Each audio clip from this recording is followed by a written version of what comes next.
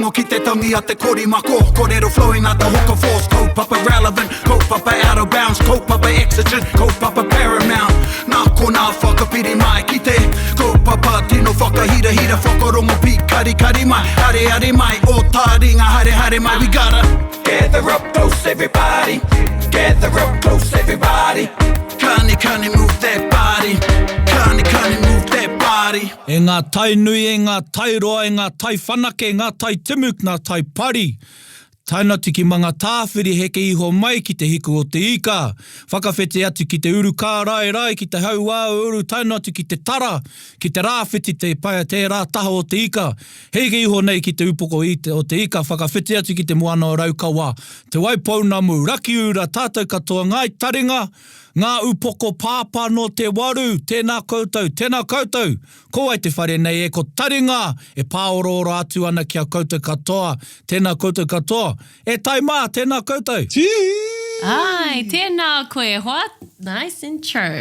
Woohoo. Wow. Someone's having a whakataitai with Paraone in terms of our introductions, eh? He taumata me eke. And how do we rate him? I give him about a good solid 9. I think that was good. Oh, yeah, that was pretty good, eh? I think he covered the whole of Tika Māui te Waipounamu. Even started at Mangatafi. Don't know how that came in. I must be thinking about the fishing trips that have been all cancelled this time of the year. Hone mihi ana kia kauro o te rā, mihi ana ki tō wānanga o te roa, ko tātou nei kei raro i te manaakitanga o te wānanga o te roa, me o tātou kai hāpai nei te kaupapa, te māngai pāho, taina te kia koutou, irirangi o te motu, tēnā koutou. E pēhea ana kauro, pēhea ngā hararei. Oh, hoi no, he kai, he moe, ka mutu ko te moe te kai. No reira, ai, I tino pai e tai. So, yeah, had an awesome holiday. Didn't really do much, and that was fantastic. Ai, tika. Because we've been doing such a lot in 2022, need to recharge for 2023. And I'm actually waiting for summer to arrive. Teka. E mea ana koe. Ke tere mai? Ke tere mai. Ki ne raumati? Pehea kahurangi, pehea tō rahi. Ai, tēnā kōrua, e rawe te kite i a kōrua. I pēnei i a koe, Jared, I've got this little whakatauki, this kōrero that I'm really grabbed onto, which was unplug to recharge. Oh, yes. So I te nuingo te wā ka wehe mātou I rotorua nei, ka haere ki te taitokero ki hiara nei, engari kāui noho ki te kāinga pēnei a koe, moe, kai. But yeah, I even did like a little mini social media detox. Kia ora.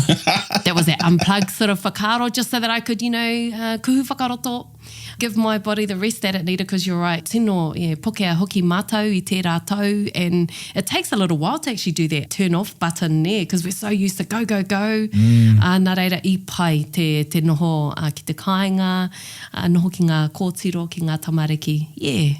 Pēhea koe, Snow, I aha koe. Yeah, kei kona katoa ku whakaro I pēra. You're so right. I think everyone tries to do that at that time. So we got a bit busy because it's all about the kids for Christmas. We had some time in Karawhiua at the campground, which was great. Nice. But it was great. There was no devices, and yeah, that itch of checking an email, it's just my chicken email, but it's like... It's a thing. Nah, unplugged to become present more or less. Kia ora. Because you can have a busy holiday and then you need a holiday from the holiday. So Koina. I'm ready for a holiday in March or Feb, as we say. When our kids are back at kura. When our kids are back at kura, and perhaps when Tamanui Te Rā decides to poke his head out from the cloud. So yeah. Yes, no tika. E koina tētahi kupu I ako nā e au, ko te ngā upoko pāpā no te waru. Oh. Upoko pāpā no te waru. Yeah, ngā upoko pāpā. It talks about the rained on heads during the waru. Kia pai mai hoki. So koina tō tātou hanga I tēnei wā. Yeah, too much, bro. Yeah. He rawi tēnā whakaro. And it's almost like, I've just started back at the gym. Kia ora. New year, new you. Started back at the gym quietly.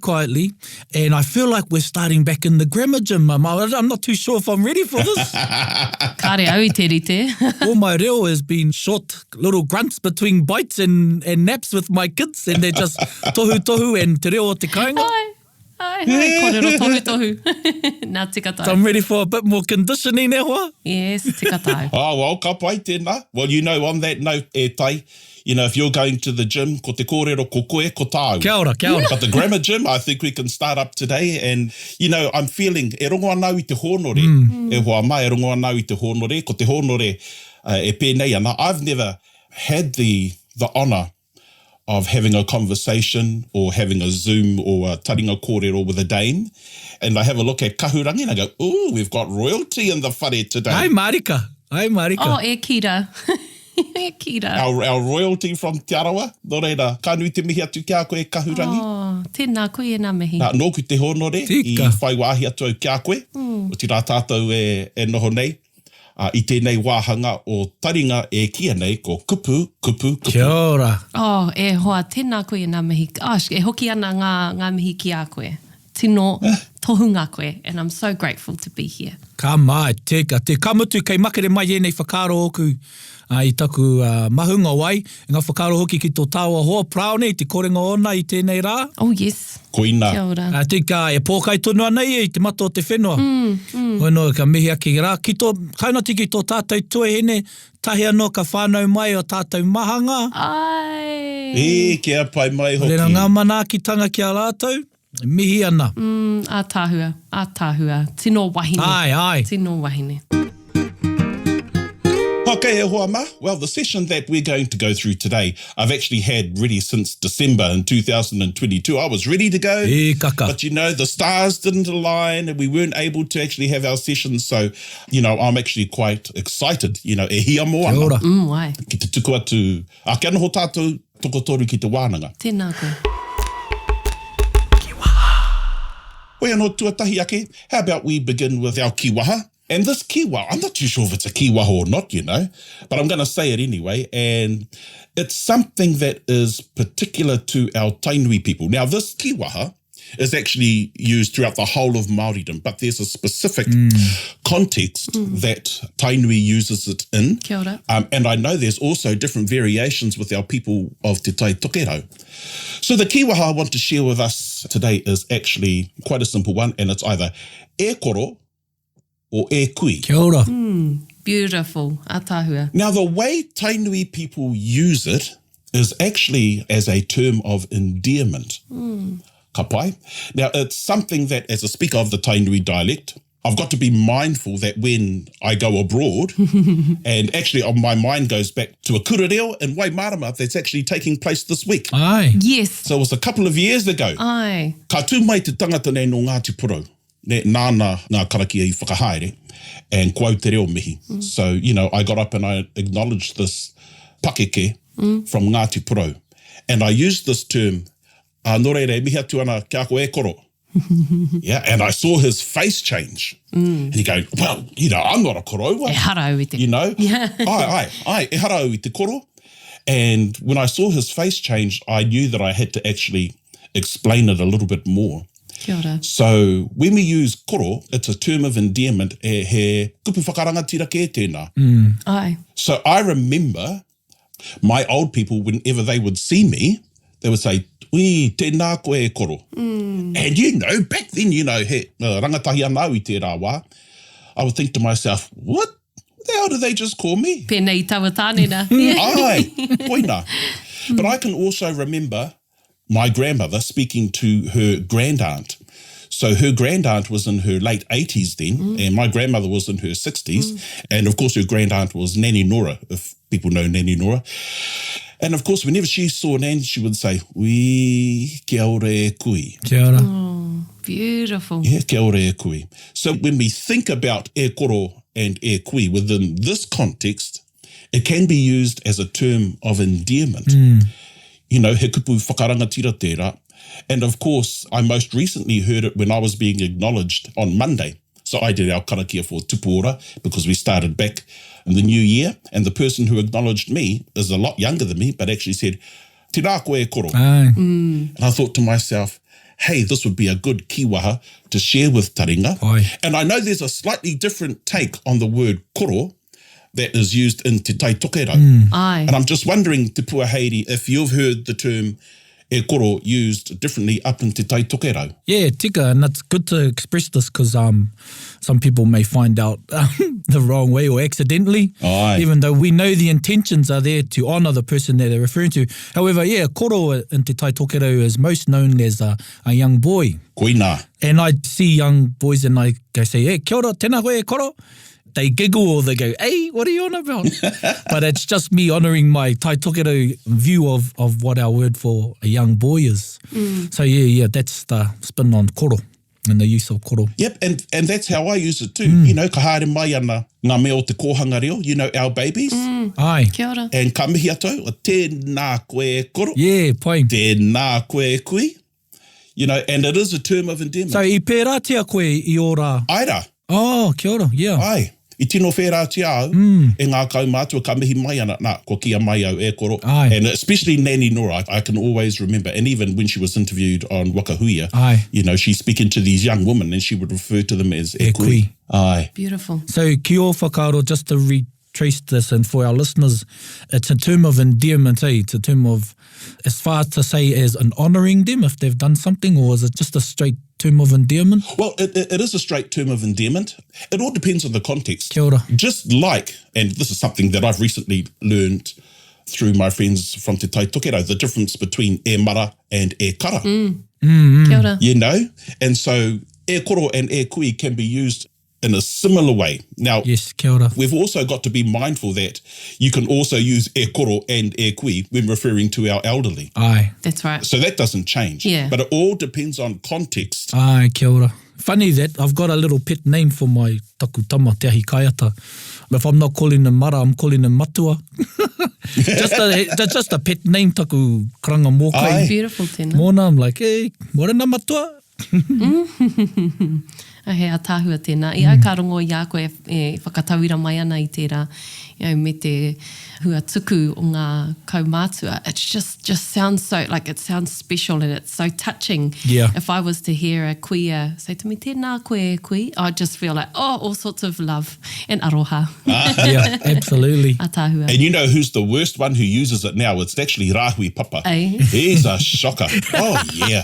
You know? Kōrero. And that's why I try and hide. If I'm at Tūranga Waiwai, I try and hide from him. Because if he sees me, he will yell out and he will say, koro. Ne? Is that a cheeky way of, is he using a bit of tongue-in-cheek there? Well, I don't know. Because whenever he says that, I run the other way. Koina te kēmu, because you don't know, and koina tana tāwai. Tana aua. And he has the mana to do that on the marae anyway. Yeah, Tika, yeah. tika. Yes. So koe nei tā tātou kiwaha e hoa ma. Pai. Tēnā koe. Ai. Pai tērā. Tēnā koe e koro. And I think, you know, there are so many kiwaha that can be used to demean, to belittle, to disparage. Right. It's actually nice to have some kiwaha that actually elevate, Absolutely. Tika. you know, especially with these terms of endearment. So e koro, e kui ngai taringa, koe nei tā tātou kiwaha mo te rangi nei. Ka pai, because I was going to go there when I'd wake up from my 2:30 naps and during the holidays, they'll go, e ara e koro, e ara e E koro. ara e koro. koro. Hey, actually, he pātai tāku, Jared. Kia ora. You know, kei te ki tātou koro kui, engari, pēhea koroua. So, Papa Timothy, and I think there's a bit of cheek in this too, but, you know, ka mea ia kia, pēhea tō koroua.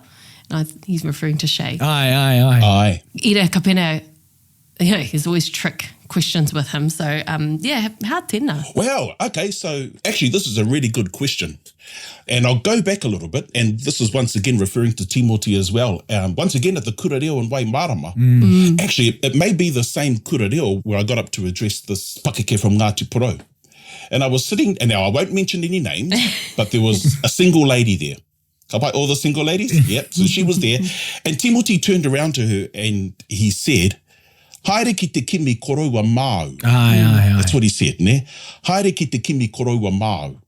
Now, for our Taringa listeners out there, if we think of the word koroua and we're starting to think of the a-o, Aye. you know, we're thinking koroua, kuia, tupuna, they would be in the or category. Why on earth did Timoti use koroua māu? So in this context, he's not actually using koroua in the context of an elderly person. He's saying an old man in terms of a husband. Ai. Yes. That's what he's saying. Ai, tika. And how do we know that? We know that because he used the word māu. And he's actually put the koroua in the R category, which is in the same context as tāne. Kia ora. Haere ki te kimi tāne māu. Haere ki te kimi koroua māu. Kia ora. Ka pai? Thank you. So if you happen to hear that, ngai taringa, koroua being used in the R category, it's actually a play on words, and the reference is to tāne. Kia ora. Or haere ki te kimi kuia mā. Ai, kia ora. Me mea kōrero ana ki te tāne o te ahara nei. Ka pai. So we know that we're actually talking about tāne wahine, and that's a good indication that tāne or wahine by itself is actually in the R category, Kia ora. Thank you. if that makes sense. Yes. And we also know that kai is under the R category. Hoi no kau waiho e ra whakaro ki a koe, ki a koutou. Taihua ena.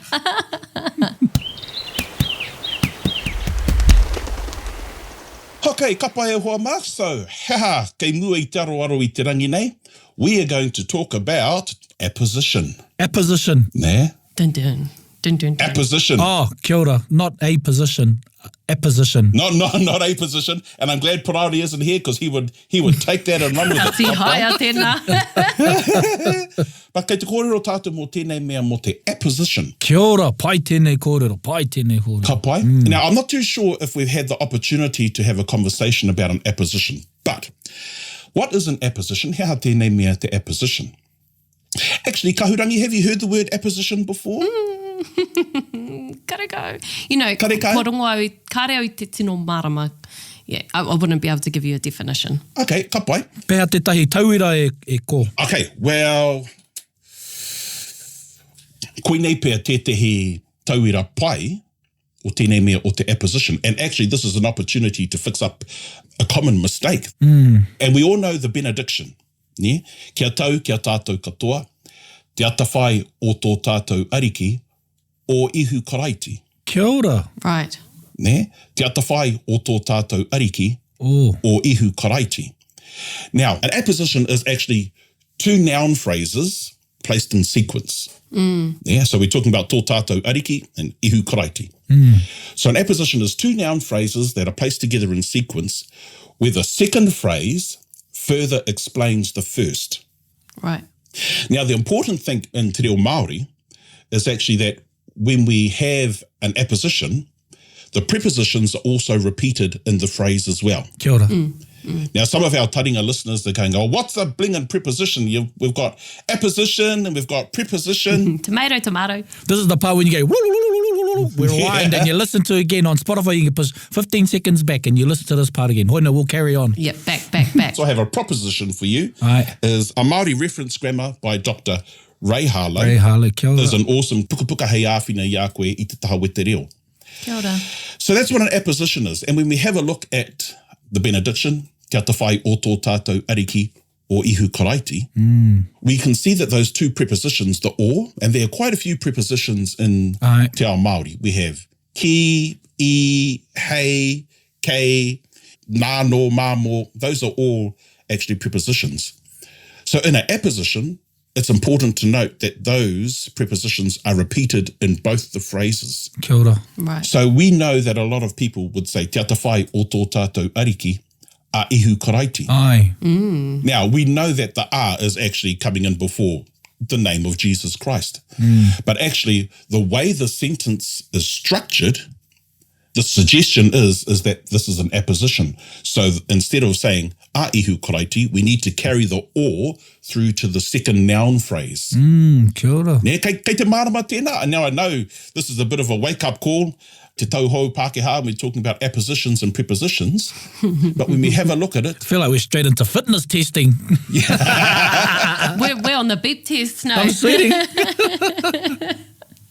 Maranga mai. so te atawhai o tō tātou ariki or ihu karaiti. O iu. Kia ora. Kia ora. Ai. Tauira pai tērā. I've got quite a few other examples there, Huama, because that's an example of where the or was repeated. Ai.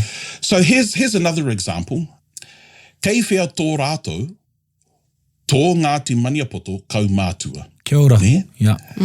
So kei whea tō rātou, arā, tō Ngāti Maniapoto kau mātua. Whakapākehātia mai tēnā. E hei, ne? Kei whea tō rātou, tō Ngāti Maniapoto kau mātua. Okay. Where is their maniapoto aura? Ka pai. Nice. So we can see within the translation that the second noun phrase further explains the first one. Ne? Kei whea tō rātou, tō Ngāti Maniapoto kau mātua. And the preposition remains. Eh? Is that the prepositions, tonu? That's absolutely right. So the preposition remains. Yes, no. Yeah.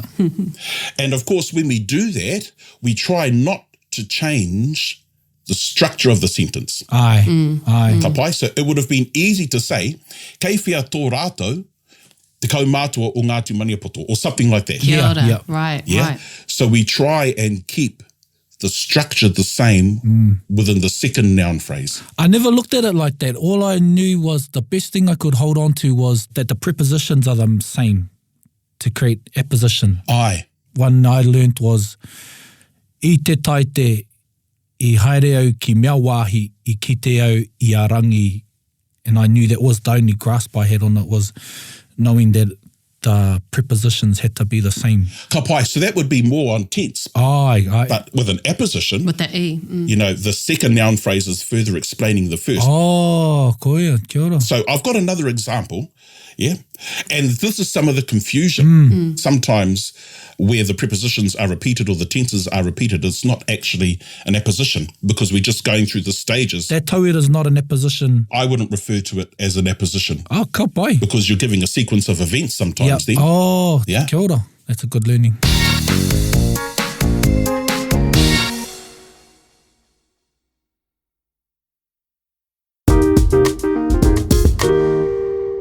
This is a good one. So, heoia no tāu, tā te tamariki, he whakarongo. Kia ora, yeah. Yeah?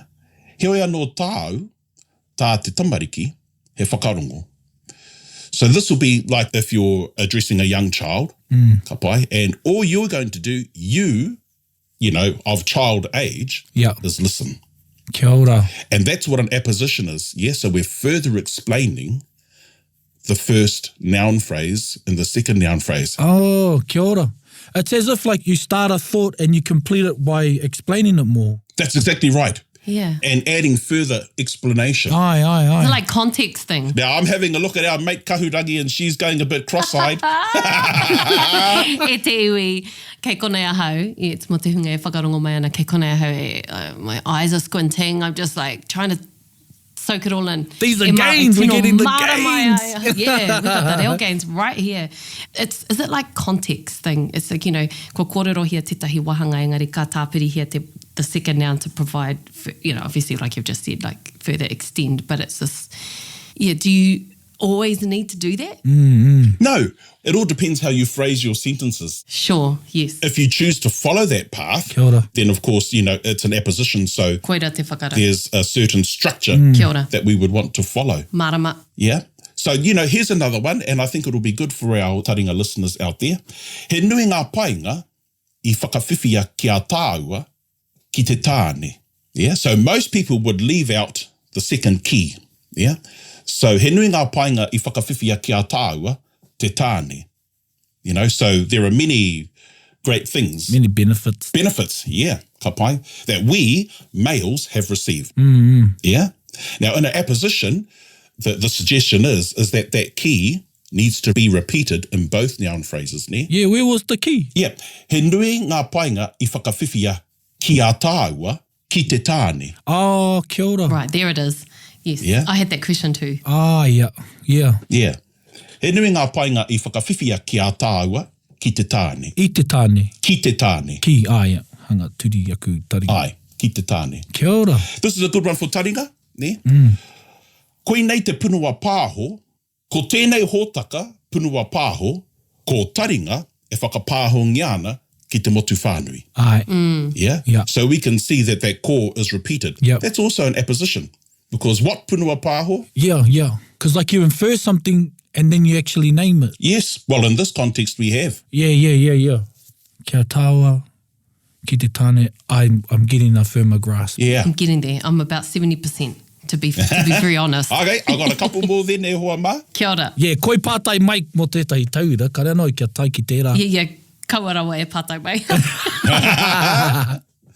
So let's have a look at the next one. Kaore I aia, I a praone, Right. a tātou tikiti. Kia ora.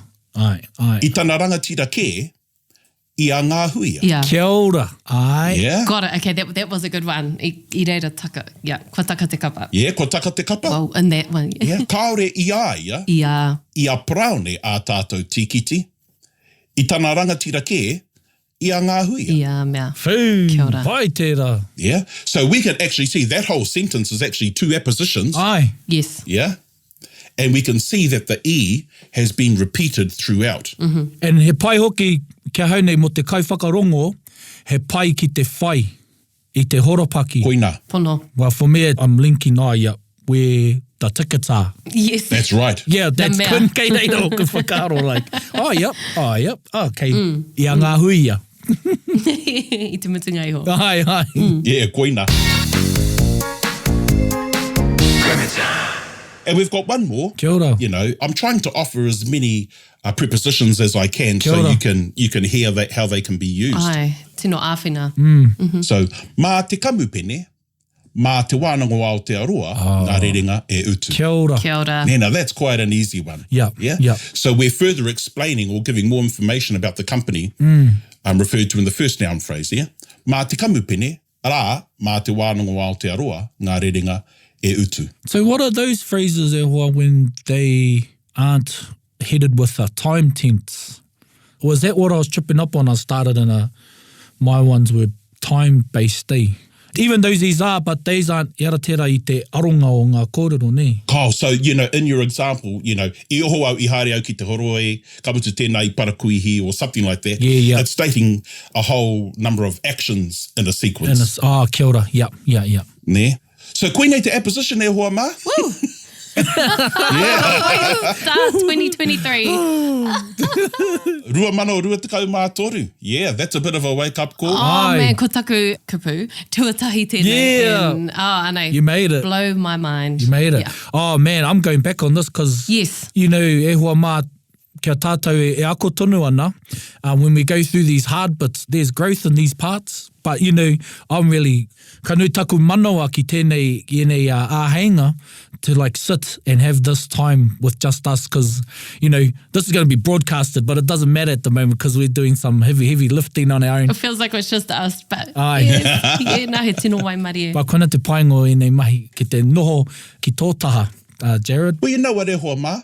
E hari te mea ka tika au I ngā wā katoa. Ai. Not even I get our appositions right all the time. And sometimes, ka rere ana te reo, and you're just going through a whole lot of processes, in your brain. Sometimes you forget, geez, this is an apposition. I forgot to repeat the preposition. Te mea, te mea. Kia ora. And, so I know I've done it. And sometimes I've already said it and I go back and I repeat myself. And that's just the nature of reo. Kia ora. Yeah. That's just the nature of reo. Yeah. But I think no one's going to scold you if you bugger your apposition up. That's not what's going to happen. Tēnā koe. It's a good reminder that actually there is an expectation. If you've got those two noun phrases together, then don't forget, if you can, remember, repeat the preposition in the second noun phrase. Ai. Right. Kei te tika tēnei, Jared, I te whakarongo au kia te puaheiri, and he said, kia tātou, he akoranga, blah, blah, blah. Is this right if I added kia tātou kia ngai taringa, he akoranga? Koina. Kia ora tu e nei. Yeah. I was trying to head that way and I lost my train of thought. So now I no tā tawa rerenga I whakaoti. No, well, I te whakarongo, I quickly wrote it down. Pai, Kia tātou, pai. kia ngai taringa. Yes. Yeah, that's exactly right. You see? Ka pai, and I think we've just got to give it a go. Yeah. Yeah. Kia kaua tātou e hopi, Ai. e horo kuku rānei. Tēnā koe. Ki te whakamātau I nei rerenga hou. Tika. And even for our more confident speakers, I think this is a good reminder for them as well. Because sometimes we get comfortable. Yep. Just like I roto I te reo Pākehā. Tika. Pono. We get comfortable within the capabilities that we have. Tika. And of course, it's always a good reminder that, Māori mā kia mahara, koe nei ke te whakatakotoranga tika. Ai. And naming it. And of course, when we think of, I'm pretty sure he's at the kura reo now, and Leon, Ai. ka pai. And yeah, he's the master. Yeah. And of course, I can see his face whenever the benediction is recited incorrectly. I can see his face change. And one time at the kura reo, he got up and he explained this. Oh, beautiful. Ka pai, and ka mihi ngā tauira o te kura reo ki aia. Ai. Kia ora. I tana whakamārama mai, hea hoki te apposition, hea tōna tikanga, hea te rerenga pai roti te benediction. Absolutely. Koe no, koe nei tātātou kaupapa I tēnei rā e hoa mā. Kia ora. That was incredible. I just have some quick questions. Oh, there we go. Oh, here we go. E hoa, tō whakamahinga o te kupu whakawhiwhia. I still get mixed up on how to use am I receiving it if I say ka whakawhiwhi au ki tēnei? Me pēr te whakamahi, how te whakamahi ngā tika o te kupu whakawhiwhi? Okay, so now it all depends on how you use it. So if you use the word whiwhi, you know, I whiwhi au I tēnei taonga. Ai. Ka pai, I received this. So he kupu tuoti tērā? Ai. Ai, yeah. Ai, kei te tika tēnā. Now the word whakawhiwhia, Ai. ka pai, it then become whakawhiwhia.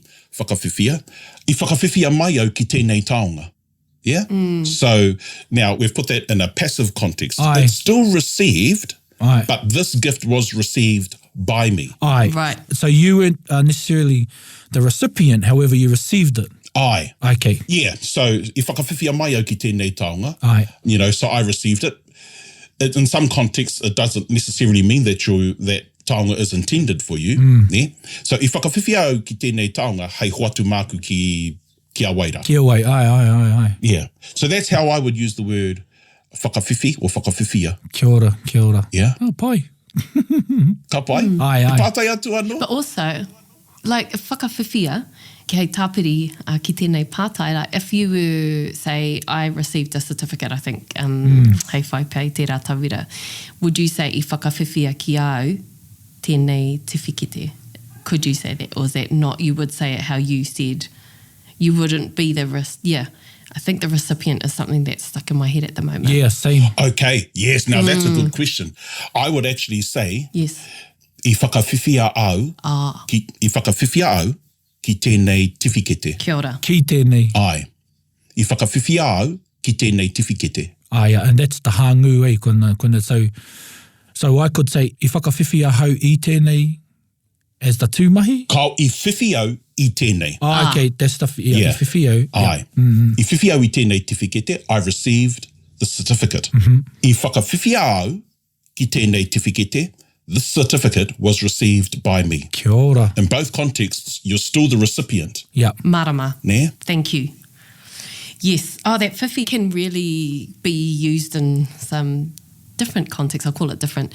Like, ka whakaronga au ki etahi o ngā tamariki, Ai. and they use whiwhi for everything almost. Yeah. So I'll say to my niece, kei hea tō praheniho or something, she was like, oh, kāre au I whiwhi. Like, what? Kāre kui, Oh, I what didn't she get means one. is, Oh, I didn't, right. or, Yeah. or I don't have one. Yeah. Oh. I haven't been given one, or I didn't get, yeah. I think they're using it as I don't have one. Not that it was given to me. Ko rongoa e kaha rango nāna tēnā Ai. whakamahinga o te whiwhi. I'm like, Kau, just say kāri a koe tetahi. Yeah. You know, just to be safe. Yeah, well, I suppose our tamariki, you know, in that context, they're saying, well, I didn't receive one. Yeah. Yeah, Karawhiua whiwhi prahe niho te hara nei. Yeah. Right. Rather than kaore I au. Kaore, yeah. Yeah. Or kaore aku Yes. prahe niho. Very interesting. Hoi no. Hoi no? Oh, well, there's some homework for everyone e te, some appositions, prepositions, and te whakamahinga o te kupu whiwhi, whakawhiwhi rānei, whakawhiwhi rānei.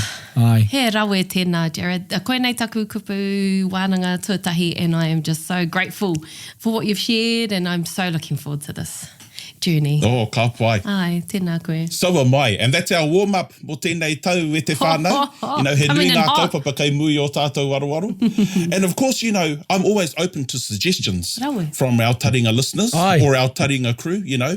What are some kaupapa that possibly we may want to revisit? You know, we may have covered in previous episodes and that we may want to revisit, or there are some burning questions that people may have. And of course, if I have the answers, I'll put it out there. Now I don't have all the answers, but if I do have the answers or am able to provide further clarity, kei te pai noio. Let's go for it. Yeah. I just really appreciate E it. pai hoki tērā kōrero e tai, e hara I te me mōhio ki ngā mea katoa engari, Te wānanga. ko te anga o te whakaaro e tai atu ki tētahi māramatanga. Koina. Koina te matu o te kōrero. Koino, kia tātai katoa I ako tonu ana, e tika ai me he I etahi wā. E tika ai me he. So, Koina. you know, karangaihia, pōhiritia te hapa, engari, pōhiritia hoki te whakatika. Tēnā koe. Okay, o hoi no, ngai taringa koe nei tā tātou kaupapa I tēnei rā, ka nui te mihi atu ki a koutou. Ai. Ai, nau mai ngā mahi katoa o te tau e tū mai nei mui o tātou waruwaru. Ai, nau mai te hapa, nau mai te mea tika. Kia ora. Ne, engari nau mai te reo. Nau mai te reo. I tēnei Nau mai tau. te reo. Ai. Mo tēnei tau, kei ngā tau katoa e haere ake nei. Nō reira, tēnā koutou. That's me. You are awesome. Tēnā koutou, that's us. Yeah.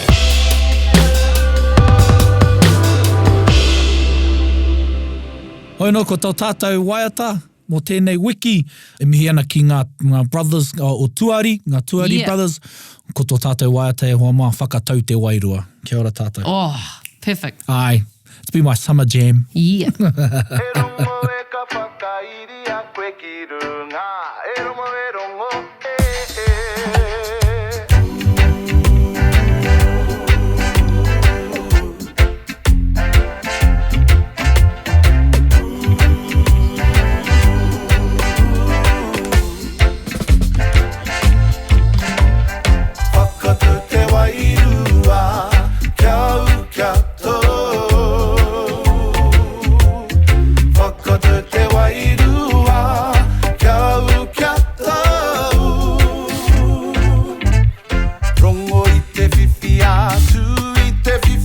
Kia mau ki te kupu, e tipu ai te kupu, ki tōna iho o mātua.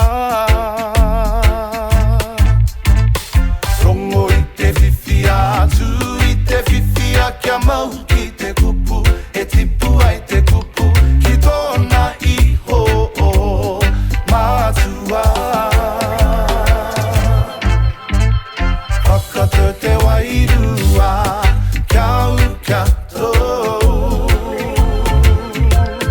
Whakatau te wairua, kia tau. Rongomata ne Māori tau kia u, kia tūturu. Rongomata ne Māori tau kia u, kia tūturu. Rongomata ne Māori tau, kia tūturu. Rongomata ne Māori tau kia u, kia tūturu. Rongomata ne Māori tau kia u, Rongomata ne Māori tau kia u, kia tūturu. Whakatau te wairua, kia u kia tō. Whakatau te wairua, kia u kia tō. Rongo I te whiwhia, tu I te whiwhia, kia mau ki te kupu, e tipu ai te kupu, ki tōna iho o mātua. Rongomata ne Māori tau kia u, kia tau kia tūturu. Rongomata ne Māori tau kia u, kia tūturu. Rongomata ne Māori tau, kia tūturu. Whakatau te wairua, kia u kia tō. Whakatau te wairua, kia u kia tō. Kia u kia tō. Whakatau te wairua, kia u kia tō. Kia u kia tō. Whakatau te wairua, kia u kia tō.